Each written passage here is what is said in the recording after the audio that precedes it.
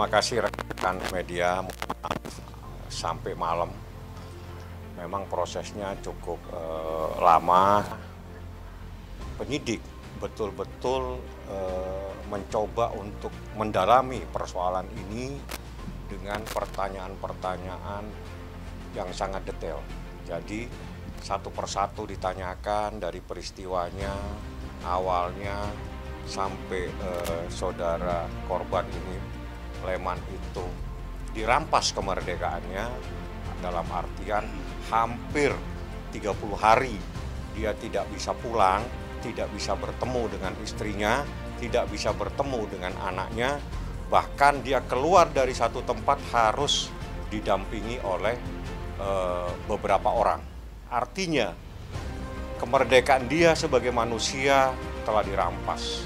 Boleh pulang. Nah, jadi kalau penganiayaan, perampasan kemerdekaan pasal 333 beda dengan kasus penganiayaan. Kalau penganiayaan itu adalah terjadi sebuah tindakan menyebabkan seseorang luka atau luka ringan atau luka berat. Kalau kasus pasal 333 adalah merampas kemerdekaan seseorang.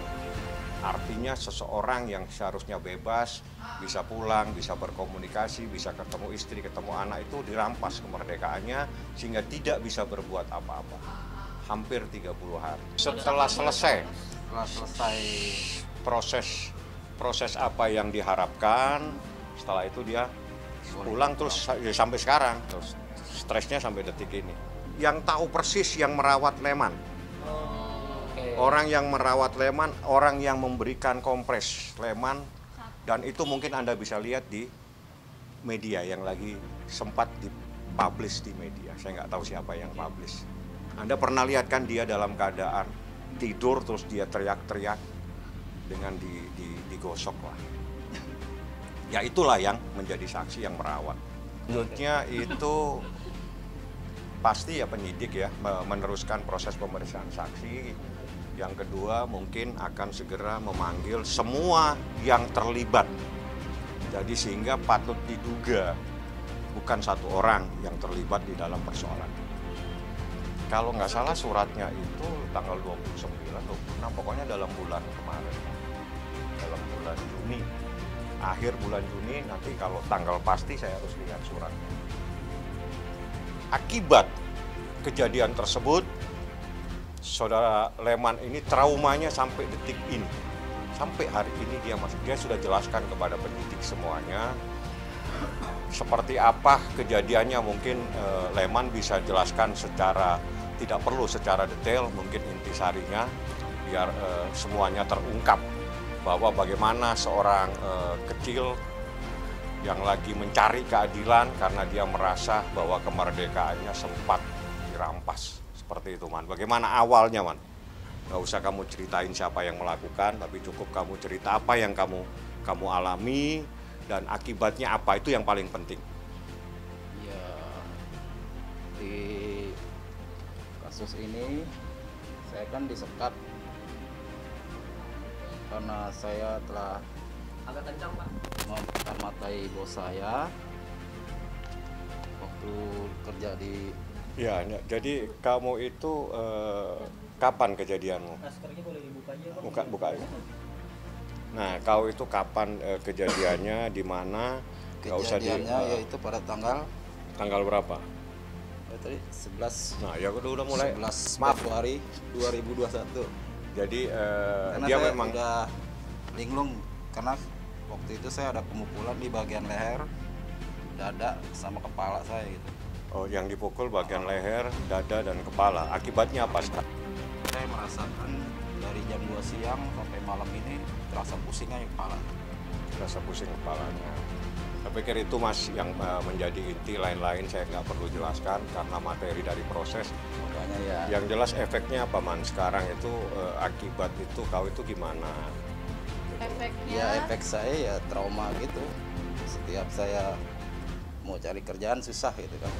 Jadi saya rasa trauma, takut ada yang ngikutin lagi atau gimana gitu. Leman tadi, Sulaiman namanya ya, hampir 30 pertanyaan tapi sangat terperinci pertanyaannya, luar biasa penyidik memeriksa kasus ini dengan sangat sangat detail pertanyaannya, bahkan dari detik, jam, hari itu semua itu digali. Digali bagaimana kejadian ini, termasuk juga efek dan akibat yang menimpa saudara Leman sebagai korban itu apa. Jadi kalau mungkin lebih jelas biar istrinya yang tiap hari bersama mungkin bisa menjelaskan Leman sebelum dan setelah kejadian, mungkin bisa jelaskan. Efeknya itu berkepanjangan sampai sekarang karena suami saya jadi kayak orang tulalit, sering sakit kepala, dan itu berimbas pada pekerjaan karena dia sering lupa harusnya dia pergi kemana, dia harus belok kemana, dia belok kemana gitu. Jadi untuk cari kerjaan pun susah, bos nggak akan mau nerima orang yang agak tulalit gitu. Berimbasnya ke perekonomian pastinya, dan yang bikin saya sedih itu ya dia sering sakit kepala. Siapa sih istri yang akan sedih melihat suaminya seperti itu, yang biasanya dia tidak seperti itu. Sampai dia kadang-kadang sama anak pun dia jadi kayak orang nggak fokus gitu loh. Makanya saya mau berjuang untuk keadilan suami saya di sini, untuk supaya bisa, ya saya rakyat, saya orang kecil, saya cuma minta keadilan seadil-adilnya untuk suami saya.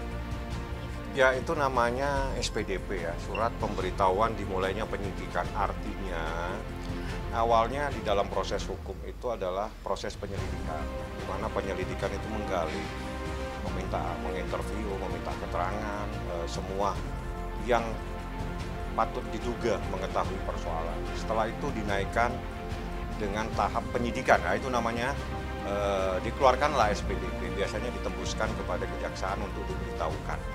Artinya di dalam perkara ini sudah ditemukan adanya sebuah peristiwa pidana. Nah, saat ini lagi digali untuk siapa yang harus bertanggung jawab atas adanya perbuatan pidana tersebut.